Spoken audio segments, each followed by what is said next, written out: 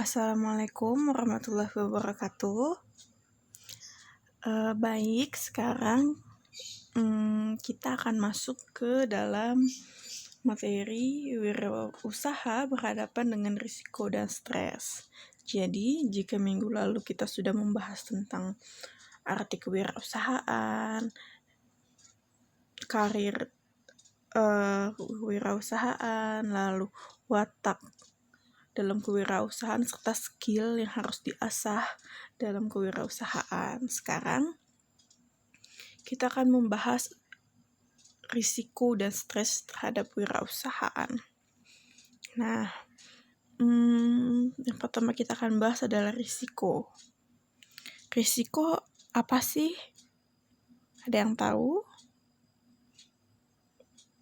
Risiko adalah bahaya, akibat, atau konsekuensi yang dapat terjadi dalam suatu proses yang sedang berlangsung atau yang akan datang. Jadi sesuatu yang hilang akibat dari suatu proses yang sedang kita jalani, seperti itu ya.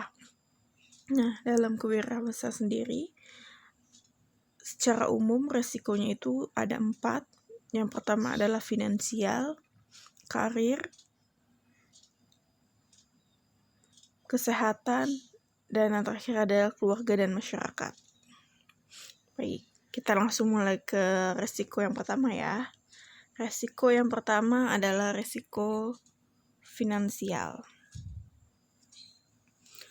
Jumlah uang atau sumber daya yang digunakan dalam usaha akan hilang jika usahanya gagal. Jadi, dalam berwirausaha, kalian harus memisahkan antara keuntungan atau uang pribadi dengan keuntungan atau uang dalam menjalani usaha. Jadi, saat usaha kalian nantinya gagal misalkan, kalian masih memiliki uang pribadi untuk mencukupi kebutuhan sehari-hari kalian. Jadi, kegagalan usaha yang kalian miliki saat berlangsungnya suatu penanggulangan atau perbaikan dari usaha tersebut, kalian masih bisa mencukupi kebutuhan kalian dengan uang yang kalian miliki pribadi yang sudah kalian pisahkan tersebut. Jadi kalian istilahnya jika memang gagal usahanya tidak terlalu terpuruk, masih bisa makan, beli air minum misalkan, atau membeli baju, kebutuhan sehari-hari lah pokoknya seperti itu. Jadi, untuk menghindari risiko finansial, ada baiknya dan sangat dianjurkan kalian untuk memisahkan kekayaan pribadi dengan kekayaan usaha, seperti itu ya. Lalu, yang kedua itu ada resiko karir. Apakah seorang wirausaha akan dapat menemukan pekerjaannya atau kembali ke pekerjaan lamanya jika usaha yang dikelolanya gagal? Belum tentu ya. Ini berlaku bagi yang memang seorang usaha yang memiliki pekerjaan tetap. Jadi dia selain berusaha, dia juga memiliki pekerjaan tetap ya. Nah, untuk menghindari risiko ini, atau memang jika kalian memiliki 2 pekerjaan sekaligus seperti ini gitu ya, ada baiknya kalian harus tahu hal-hal yang lebih baik diprioritaskan terlebih dahulu di mana yang harus dikerjakan. Jadi, jangan sampai kalian yang sudah bahagia gitu ya, enak menjalankan wirausaha, namun lupa terhadap pekerjaan utama kalian. Contoh misalkan pegawai BUMN. Kalian seorang pegawai BUMN. Tapi kalian memiliki jiwa wirausaha nih ceritanya. Akhirnya kalian membuka usaha. Karena terlalu senang berwirausaha, kalian lupa dengan tugas yang seharusnya kalian lakukan, yaitu tugas-tugas dari kantor BUMN misalkan. Bisa jadi kalian kehilangan pekerjaan tersebut, sedangkan belum tentu usaha yang kalian jalankan ini terus baik atau terus mendapatkan keuntungan seperti itu. Jadi kalian harus bisa memanage waktu kalian sendiri untuk dua kegiatan yang kalian pilih ini, karena itu adalah pilihan kalian. Kalian harus bertanggung jawab atas pilihan kalian. Namun, jika kalian memang hanya berwirausaha, ya kalian bisa fokus untuk usaha tersebut seperti itu. Selanjutnya adalah resiko keluarga atau masyarakat. Nah, memulai bisnis menggunakan banyak tenaga dan waktu. Konsekuensinya adalah komitmen terhadap yang lain terabaikan. Terkadang seperti itu ya. Jadi, misalkan kalian terlalu membenamkan diri pada usaha yang kalian lakukan. Kalian lupa nih menghubungi keluarga kalian di rumah. Keluarga kalian nggak tahu kalian masih hidup kah atau enggak gitu ya, kasarnya misalkan seperti itu gitu. Terus bisa jadi juga kalian misalkan tinggal di suatu daerah tertentu, misalkan kalian masyarakat di sana gitu ya, misalkan warga RT 4 gitu. Nah, semua warga itu kan memiliki kewajibannya masing-masing, misalkan kerja bakti tiap minggu. Ternyata karena kalian sibuk usaha, akhirnya kalian lupa nih pekerjaan kalian. Akhirnya dikucilkanlah oleh masyarakat, seperti itu. Jadi, dalam risiko ini, kalian harus bisa menjaga komunikasi dan bagaimana caranya kalian membagi waktu terhadap keluarga dan masyarakat. Seperti itu. Selanjutnya adalah risiko kesehatan. Nah,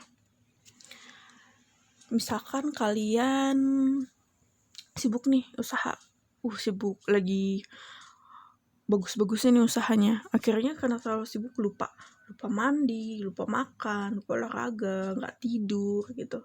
Akhirnya kesehatan kalian pun menurun, perlahan terus menurun jika kalian tidak memperbaiki itu secepat mungkin. Lalu akhirnya mohon maaf nih ya sebelumnya, kan karena umur itu tidak ada yang tahu, Allah yang menentukan. Namun bagaimana caranya kita menjalani hidup ini kan. Nah, bisa jadi kita karena terlalu sibuk nih, lupa dengan kesehatan, akhirnya sakit-sakitan. Usaha sih boleh sukses, tapi kalau diri sakit-sakitan untuk apa gitu, tidak bisa menikmati kesuksesan yang kita gapai. Jadi ada kalanya saat kalian berwirausaha, cobalah bagaimana caranya membagi waktu dan memanage keadaan sekitar untuk bisa kalian melihat atau memperbaiki diri sendiri juga, seperti itu. Jadi jangan sampai lupa makan, lupa mandi, lupa olahraga, seperti itu. Karena uang dapat bertambah, rumah baru dapat dibangun gitu ya. Keuntungan kalian akan terus bertambah, namun kesehatan itu bisa jadi memburuk. Seperti itu. Jadi uang sewaktu-waktu bisa dicari, tapi nyawa tidak bisa dikembalikan. Seperti itu ya. Nah, itu tadi 4 risiko dalam kewirausahaan, yaitu risiko finansial, karir, keluarga masyarakat, serta kesehatan atau psikis. Selanjutnya, kita masuk ke stres. Menurut kalian, stres itu boleh atau tidak sih? Boleh ya.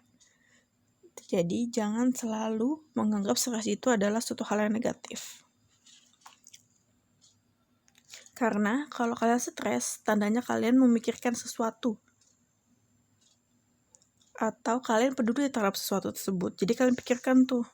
Jadinya stres. Nah, yang tidak boleh itu ada stres berkepanjangan. Jadi saat kalian stres karena memikirkan sesuatu, cepatlah cari solusinya agar stres tersebut tidak menumpuk dan berkepanjangan. Seperti itu ya. Nah,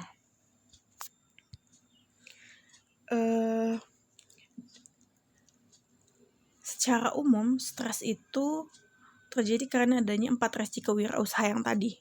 ditambah dengan interaksi dengan pihak eksternal atau kejadian-kejadian atau pengaruh dari pihak eksternal. Misalkan lagi stres karena masalah finansial nih di usahanya, misalkan mau membuat outlet baru tapi uangnya kurang nih gitu. Kalau misalkan tidak menambah outlet, nanti keuntungannya segitu-gitu aja misalkan. Ternyata ditambah dengan keadaan iklim ekstrim. Nah, itu bisa pemicu stres gitu ya. Penyebab stres itu ada 4. Yang pertama adalah kesendirian. Jadi seseorang itu terkadang dalam usahanya itu mudah menyendiri karena susah mencari seseorang yang dapat dipercaya seperti itu. Jadi ada baiknya cobalah sedikit open mind dan open heart gitu ya. Buka pikiran kalian dan buka hati kalian. Tidak semua orang itu jahat gitu. Jadi cobalah cari teman baik atau keluarga yang bisa kalian ajak bicara saat kalian memikirkan sesuatu ini. Jadi jangan kesendirian, karena bisa jadi dengan kalian ngobrol atau berbincang dengan orang lain yang kalian percaya ini, kalian menemukan solusi dari permasalahan kalian. Seperti itu. Oh maaf, kepencet. Maaf ya. Oke.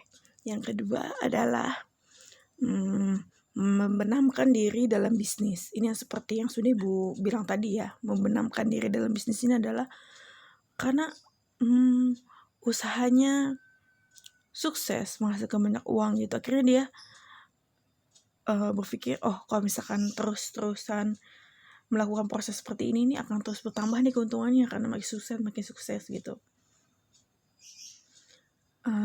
Memang kalian mendapatkan uang terus gitu ya, tapi pastinya pikiran kalian itu hanya berkutat di situ saja, jadi stres gitu. Karena itu aja terus dipikirin, itu terus bagaimana caranya memacu diri kalian untuk terus bisa sukses gitu, tapi lupa untuk merehatkan diri sendiri gitu, memberikan kesenangan pribadi pada diri kalian. Jadi bagaimana caranya kalian bisa menanggulangi ya, atau istilahnya memperbaiki keadaan jika kalian terlalu membenamkan diri dalam bisnis. Nah, anggap saja kalian terlalu membenamkan diri dalam bisnis, terus ternyata ada masalah, jadinya stres. Nah, salah satu hal yang paling manjur gitu ya, yang paling bagus adalah kalian coba untuk rehat sejenak. Lakukan hobi kalian. Nah, saat kalian melakukan hobi, berekreasi, saat itu kalian perlahan-lahan juga memikirkan solusi dari akar permasalahan tersebut. Jadi saat kalian selesai dari melakukan hobi, misalkan dalam 3 hari, atau rekreasi keluarga dalam seminggu, nah kalian pulang dalam keadaan sudah memiliki solusi. Akhirnya saat kalian itu melakukan usaha tersebut, kalian langsung memperbaikinya. Seperti itu. Jadi terkadang saat kalian melakukan hobi dan sesuatu yang kalian suka, karena muncul ide-ide baru atau ide-ide yang bisa memperbaiki suatu kekurangan kalian. Seperti itu. Lalu yang kedua adalah persoalan masyarakat atau people problem. Nah, ini terjadi karena sering adanya perbedaan pendapat. Jadi akhirnya membuat kalian bertengkar seperti itu. Karena seorang wirausaha itu kan harus bergantung atau bekerja sama dengan partner bisnisnya, pekerjaannya sendiri, customer, dan juga orang-orang yang berkecimpung atau berhubungan dengan usaha kalian gitu. Jadi kalau kalian memiliki perbedaan pendapat, keluarkanlah negosiasi atau skill negosiasi yang kalian miliki gitu. Nah, di sini kalian harus mencoba untuk saling mengerti, perlahan-lahan mencari akar solusi dari permasalahan yang kalian debatkan, seperti itu. Lalu yang keempat adalah kebutuhan untuk berprestasi. Nah, seseorang wirausaha itu terkadang merasa usahanya itu belum memuaskan karena melihat atau membandingkan dengan usaha-usaha yang lainnya. Jadi stres tuh. Dia terus ingin menjadi yang terbaik gitu. Jadi jangan sampai kalian itu berpikir selalu kurang gitu. Karena dalam wirausaha itu tentunya tidak bisa instan ya, harus ada proses. Jadi jangan terlalu terpengaruh oleh pengusaha yang sukses, maksudnya dalam hal negatif ya pengaruhnya ini. Karena terlalu melihat usaha yang sukses akhirnya kalian berpikir kok usaha saya nggak sukses-sukses ya gitu. Akhirnya berpacu untuk selalu ingin berprestasi menjadi yang terbaik. Nah, itu tidak baik ya, karena dalam berwirausaha itu bukan hanya untuk bisa seperti orang lain sukses, tapi bagaimana caranya kalian bisa menciptakan sesuatu hal yang baru dan bermanfaat bagi orang lain, serta bisa menghidupi diri kalian. Bukan bertujuan untuk menjadi orang hebat. Maksudnya ini adalah orang hebat yang bisa tersohor gitu. Nah, itu bisa dibilang salah satu alasan yang sedikit salah untuk memulai usaha. Jadi jangan kalian memulai usaha untuk bisa terkenal, tapi cobalah memulai usaha memang karena kebutuhan pribadi kalian. Sehingga dengan begitu saat kalian menjalankan usaha tersebut, kalian tidak terlalu tertekan dengan keadaan luar yang istilahnya lebih sukses duluan dibanding kalian gitu. Karena kalian juga nanti ada waktunya kalian akan sukses seperti itu. Nah, gimana sih solusinya cara menghadapi stres? Ibu akan berikan suatu contoh atau beberapa cara ya untuk dealing dengan stres ini. Yang pertama adalah networking. Kalian harus memperluas jaringan kalian dan berkomunikasi dengan orang lain, dengan banyak orang, karena dengan begitu banyak pendapat-pendapat yang kalian dapatkan. Tapi ingat, jangan semua pendapat itu kalian telan mentah-mentah, karena belum tentu seperti kemarin apa yang baik untuk orang lain itu baik untuk kita juga. Lalu yang kedua adalah meloloskan diri dari semua hal atau tinggalkan sejenak, lalu lakukan hobi kalian atau bertamasya gitu ya. Yang ketiga adalah berkomunikasi dengan pekerja atau berdiskusi dengan partner kerja kalian, karena mereka adalah orang yang terlibat juga dalam usaha kalian. Jadi jangan sampai kalian berpikir kalau usaha tersebut ya usaha kalian sendiri, orang lain tuh nggak perlu, yang penting saya harus tahu, harus bisa menyelesaikan masalah ini. Tidak bisa seperti itu ya. Jadi berkomunikasilah dengan partner kerja kalian atau karyawan kalian atau mungkin investor kalian. Lalu menemukan kenyamanan di luar perusahaan atau usaha kalian, mencari kesibukan tambahan baru yang bisa kalian lakukan secara rutin namun tidak menghambat usaha kalian gitu. Misalkan seperti hobi, misalkan setiap Sabtu memancing ikan, atau Sabtu Minggu waktunya refreshing nih, naik gunung misalkan gitu. Atau bisa jadi mungkin untuk menghilangkan stres dengan hal yang simpel, yaitu berkumpul dengan keluarga seperti itu.